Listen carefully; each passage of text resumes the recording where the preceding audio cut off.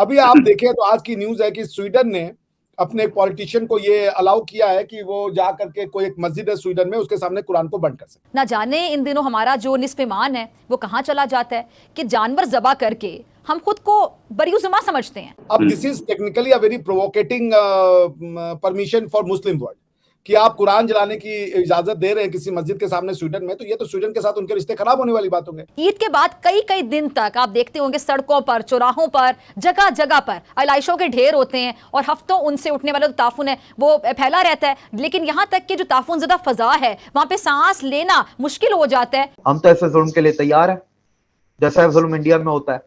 Parliament की सीटें दी हुई है, प्रेसिडेंट वो बन सकते हैं, चीफ इलेक्शन कमिश्नर वो बन सकते हैं, आर्मी चीफ वो बन सकते हैं, चीफ मिनिस्टर वो बन सकते हैं। Modi going on 14th of July as the chief guest of the Bastille Day in France, और 3 राफेल्स को इंडियन एयरफोर्स भेज रहा है to take part in their flag march. India इस वक्त उस स्टेज पर है कि जहां पर उसका स्टेटस, उसका स्टेचर, इस पे कोई सवाल नहीं है, लेकिन वो जगह अचीव करना चाहता है कि जहां पर पहुंचने के लिए अभी जो कुछ हर्डल्स हैं उसकी राह में, उसको दूर करने के लिए एक सुपर पावर भी उसकी अलायंस बनकर या दोस्त बनकर सामने आ गई। मैं आपको रीसेंट स्टैटिस्टिक्स देता हूं। 2017 में पाकिस्तान के अंदर 88 लाख मुस्लिम 88 लाख हिंदू थे। 88 लाख 2017 में। अभी पाकिस्तान में 44 लाख हिंदूज हैं। तुम्हारा जानवर भारी या मेरा भारी, तुम्हारा हल्का मेरा हल्का, किसका ज्यादा अच्छा, कितने जानवर आप कुर्बान करें, कितने बकरे, कितने बैल, कितने गाय, ये जो मुकाबला बाजी लगी रहती है। हम बम बांध के फटना नहीं जानते, लेकिन हम बम बांध के फटने वालों से डरना भी नहीं जानते।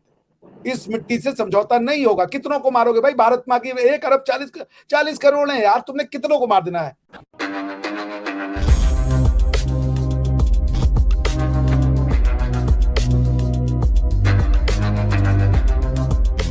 नमस्कार दोस्तों आप सब जानते हैं 14 जुलाई को हमारे प्रधानमंत्री मोदी जी फ्रांस जाने वाले हैं। फ्रांस के बैस्टियल डे परेड में एज अ चीफ गेस्ट। दोस्तों इस परेड में हमारे इंडियन मिलिट्री भी शामिल होगी और इसके साथ साथ हमारी इंडियन एयरफोर्स की राफेल जहाज भी फ्रांस के कैपिटल पेरिस के ऊपर से उड़ेंगे डायमंड फॉर्मेशन में। और इस बात को फ्रांस ने एक वीडियो जारी करके बताया है। इसके साथ साथ दोस्तों एक काफ़ी इंटरेस्टिंग खबर है, जहाँ भारत में मुसलमान अपने कल्चर और रिलीजियस प्रैक्टिसेस को बेझिझक होकर प्रैक्टिस करते हैं और अपने धर्म के सबसे बड़े ग्रंथ कुरान को अपने दिल से लगाते हैं और उन्हें इक्वल राइट्स, रिस्पेक्ट और फ्रीडम मिलता है।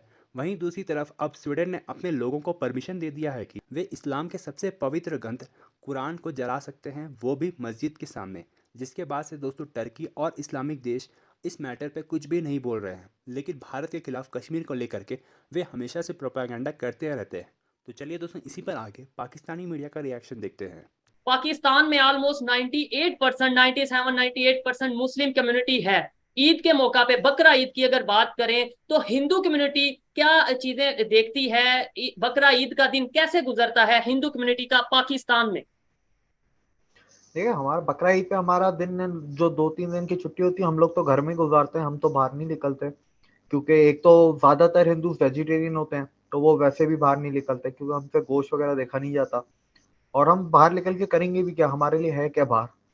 दिविक भाई, आपकी कोई ऑर्गेनाइजेशन, हिंदू जो कम्युनिटी है, हमारे भाई हैं, उनकी पाकिस्तान में कोई ऐसी ऑर्गेनाइजेशन हो जो आवाज उठाए? देखे अगर इंडिया में हमें ये कहा जाता है बहुत सी चीजें, जी जुल्म हो गया, जुल्म हो गया, तो मैं ये देखता हूँ बहुत से ऐसे, पहले नंबर पे तो ये मिसअंडरस्टैंडिंग्स दोनों जगह पे अगर होती होंगी, लेकिन बात यह है कि वहां पे तो बड़े बड़े लोग हैं, बड़े बड़े पार्लियामेंटेरियंस हैं जो बड़े डंके की चोट पे आके वहां के प्राइम मिनिस्टर को भी बात करते नजर आते हैं। मुसलमानों की बात कर रहा हूँ। तो पाकिस्तान में कोई ऐसी ऑर्गेनाइजेशन या कोई आपका ऐसा लीडर हो जो आपके मसाइल, आपके इश्यूज पाकिस्तान के प्राइम मिनिस्टर तक लेकर जा सकता हो या उनको ललकार के ये कह सकता हो कि भाई ये पाकिस्तान उतना ही मुसलमानों का है और उतना ही हिंदुओं का है? कोई ऐसा होगा आपके? देखिए पाकिस्तान में एक हमारी ऑर्गेनाइजेशन है पाकिस्तान हिंदू पंचायत, लेकिन उसकी क्या वैल्यू क्या है, हमारी कौन सुनता है।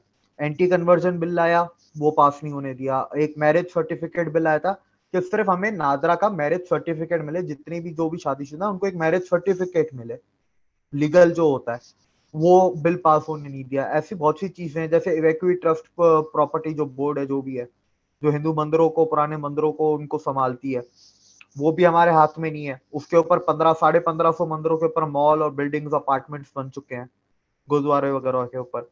देखिए पाकिस्तान में हमारी कोई वैल्यू नहीं है। हमारे अब जो पाकिस्तान हिंदू पंचायत का सिर्फ एक ही काम रह गया है कि वो पूरे पाकिस्तान में हिंदुओं का डेटा रखते हैं, मंदिरों का डेटा रखते हैं, और वो काम करते हैं कि जिसको बाहर निकालना है उसको फैसिलिटेट करते हैं। That's it. अगर आप कॉन्स्टिट्यूशन की बात करें तो कॉन्स्टिट्यूशन में एटलीस्ट इतना बोला हुआ है कि हर पॉलिटिकल पार्टी को 2-3 जो सीटें या टिकट हैं वो माइनॉरिटीज को देनी है। तो जैसे अभी आपने देखा होगा अप्रैल या मार्च की बात है, जो धनेश कुमार हमारे एमएनए हैं, उन्होंने जो स्पीच दी थी पार्लियामेंट में, आप खुद सोच लें, जब एक पावरफुल बंदा एक एमएनए लेवल का, वो सेनेट में भी है, वो मेरे ख्याल सेनेटर है क्या एमएनए है, जो भी है, जब इतना पावरफुल बंदा, जब उसको जब लोग नहीं बख्शते, तो आप गांव देहातों का सोचें, शहरों का सोचें, जो बिजनेस करते हैं, नौकरी करते हैं, मिडिल क्लास, उनका क्या करते हैं जब एमएनए को नहीं छोड़ते वो। हम ये बिल्कुल क्लियरली कह सकते हैं कि जो इंडिया में 1947 में मुसलमानों की आबादी थी, आज उससे कई गुना बढ़ चुकी है। जो इंडिया में मसाजिद की तादाद थी, मस्जिद थी 1947 में, आज उससे कई गुना बढ़ चुकी हैं। यही चीज अगर कोई पाकिस्तान के हिंदू से सवाल करे कि भाई जो 1947 में हिंदू कम्युनिटी थी, हिंदुओं की आबादी थी पाकिस्तान में, आज वो कितनी बड़ी है, मंदिरों की तादाद कितनी बड़ी है, तो हिंदू उसका क्या जवाब देगा? देखिए, हमें कोई जवाब देने नहीं है, सारा ही सामने है, और हमें अब फर्क नहीं पड़ता। आज की जनरेशन का अगर मैं आपको आज के बता रहा हूँ, पहले आबादी पे बता देता हूँ।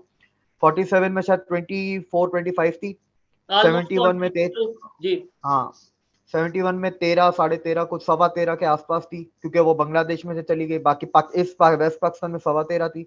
उसके बाद फिर हर जंग में लोग गए हैं, काफी माइग्रेशन आपकी जंगों के दौरान हुई, 71 में हुई, 99 में हुई।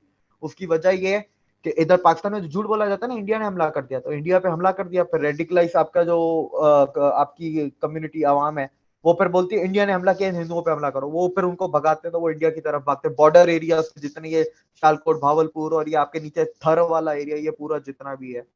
उसके बाद अगर आप इस पे हैं कि 99 के बाद क्या हुआ, 99 के बाद ये हुआ, जो ज़ियाउल हक ने 80s में रेडिकलाइजेशन एजुकेशन में डाली थी, वो अब आम घरों तक, मेट्रोपॉलिटन शहरों तक पहुंचने लगी थी, कि उसके उस रेडिकलाइज एजुकेशन सिस्टम से पढ़ के लोग अब ब्यूरोक्रेट बन गए थे, अब गवर्नमेंट ऑफिसर्स बन गए थे शहरों में, वो अब आम लोगों के घरों में। 2000 के बाद एक मास माइग्रेशन हुई है, अभी भी माइग्रेशन होती रही है। मैं आपको रीसेंट स्टैटिस्टिक्स देता हूँ। 2017 में पाकिस्तान के अंदर 88 लाख मुस्लिम, 88 लाख हिंदू थे, 88 लाख 2017 में। अभी पाकिस्तान में 44 लाख हिंदूज हैं, जिसमें से 3-3.5 लाख मुस्लिम और हिंदूज को मार दिया गया, कन्वर्ट कर दिया गया, और बाकी जितने भी हैं वो सारे के सारे आपके माइग्रेट करके चले गए। बहुत सारे इंडिया गए हैं, अभी भी इंडिया जा रहे हैं, कुछ दुबई गए हैं, कुछ यूरोप गए हैं, जिनको जहां जहां मौका मिला है वो यहाँ से भागा है। जिलहज हुर्मत वाले महीनों में से एक है और इसमें हज जैसी अजीम इबादत का फरीज़ा सर अंजाम दिया जाता है, कुर्बानी की जाती है। अच्छा, जो लफ्ज़ कुर्बानी है वो कुर्ब से निकला है, जिसके मायने हैं अल्लाह से नज़दीक होने के। इरशाद बारी ताला है, अल्लाह ताला तौबा करने और पाक साफ रहने वालों को दोस्त रखता है। लेकिन ना जाने इन दिनों हमारा जो निस्फ़ ईमान है वो कहाँ चला जाता है कि जानवर ज़बा करके हम खुद को बरीउज़्मा समझते हैं। ईद के बाद कई दिन तक आप देखते होंगे सड़कों पर, चौराहों पर, जगह जगह पर आलाइशों के ढेर होते हैं और हफ्तों उनसे उठने वाला जो ताफुन है वो फैला रहता है। लेकिन यहाँ तक कि जो ताफुन ज़दा फ़ज़ा है वहाँ पे सांस लेना मुश्किल हो जाता है, लेकिन हमें महसूस नहीं होता कि ये सब कुछ हमारी वजह से हुआ है, हम जिम्मेदारी नहीं ले रहे, और हम लाखों रुपए कुर्बानी पे खर्च करते हैं, चंद रुपए सफाई पर खर्च क्यों नहीं कर पाते हैं। अच्छा, इससे मुतालिक एक मौलाना साहब ने बहुत अच्छी बात की कि उन्होंने ज़रा सुनिएगा और समझिएगा। अच्छा, ये मंज़र आपको किसी और इस्लामी मुल्क में दिखाई नहीं देगा। कुर्बानी की जगह मुकर्रर होती है, खून गंदगी का नामो निशान तक नहीं नज़र आता वहाँ, और हिफ़्ज़ान सेहत के उसूलों का बाकायदा ख्याल रखा जाता है, खून को फ़ौरी ठिकाने लगाया जाता है। लेकिन हमारे यहाँ जो ऐसा नहीं होता है, क्या इसमें कसूर इंतज़ामिया का है या फिर हम सब भी उतने कसूरवार हैं जितनी इंतज़ामिया